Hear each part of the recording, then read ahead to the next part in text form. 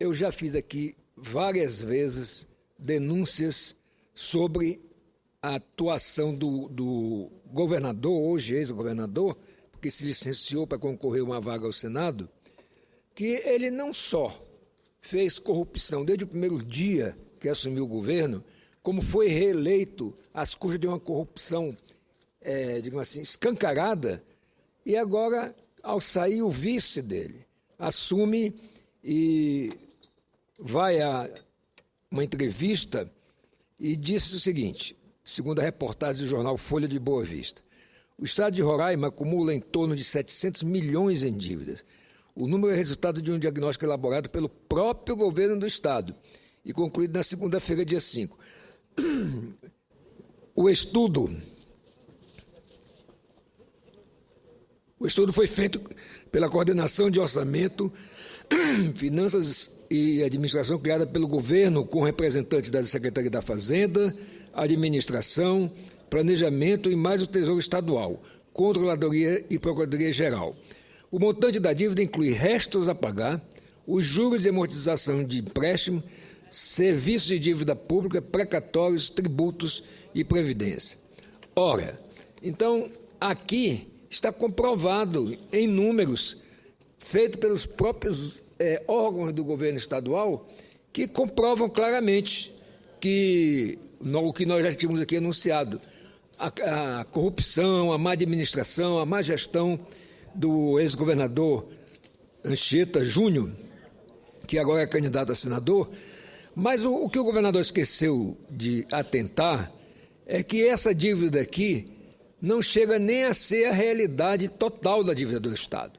O meu Estado, que tem apenas 500 mil habitantes, nesses 7 anos do governo, se posso chamar de governo, do senhor Anchieta Júnior, aqui na página do Tesouro Nacional, mostra o seguinte: dívida da administração direta, 1.423.466.000.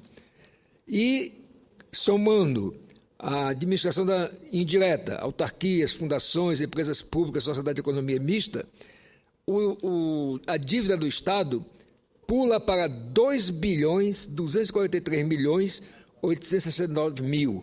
Então, vejam bem, isso ressalvado ainda de que não estão aqui consolidadas as dívidas, a dívida externa, mobiliária e junto ao INSS, Fundo de Garantia do Trabalhador, e outras instituições financeiras que não o Tesouro Nacional. Então, a coisa é muito maior do que o governo do Estado diagnosticou, que deve ter cuidado só da administração direta, embora haja uma diferença razoável, quase o dobro do que achou. 700 milhões os órgãos do governo acharam, e o Tesouro registra 1.423.000.000. Então, essa discrepância merece ser apurada.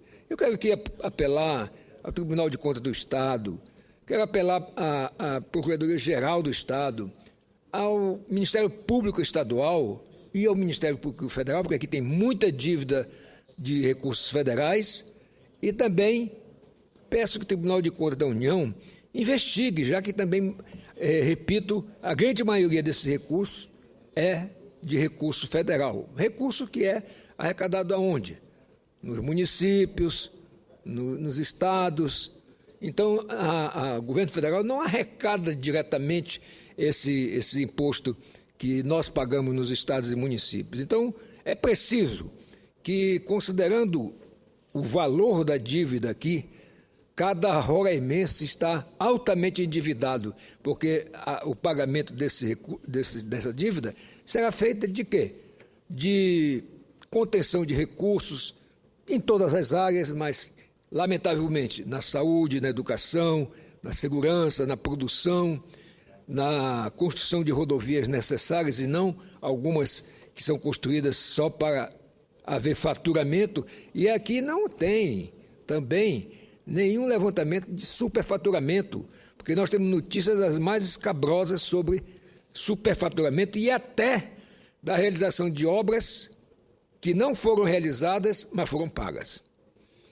Uma vicinal, por exemplo, que já vinha sendo construída ou já tinha sido concluída, muda apenas os referenciais e aí paga um valor milionário e esse valor realmente é arrecadado durante, como foi no governo do governador Anchieta, que era, quando assumiu o governo, era um empresário praticamente falido.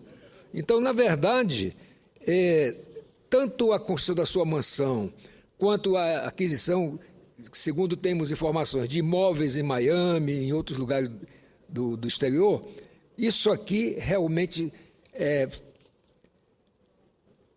vai ao encontro do que o povo vinha sentindo. Quer dizer, dinheiro não faltou. Está aqui a demonstração. 2 bilhões e 243 milhões.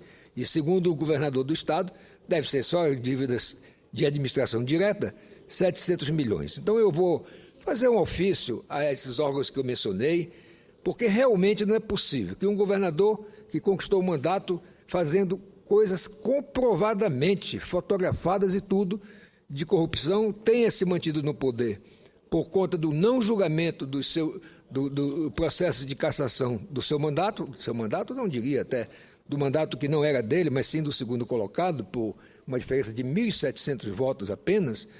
Então é preciso que esses órgãos, se a gente fala tanto aqui de combate à corrupção, se fala tanto aqui de má gestão, de má administração pública, de improbidade administrativa, mas um caso como esse, se passar em brancas nuvens, é muito triste, porque o meu estado, sendo o menor estado em termos de população do Brasil, ele é o primeiro ou segundo mais mal administrado financeiramente de todo o país. Então, nós não podemos deixar que os nossos funcionários públicos, os nossos trabalhadores, os nossos empresários, os servidores públicos de um modo geral, enfim, toda a população do Estado pague o pato de uma situação tão terrível quanto essa.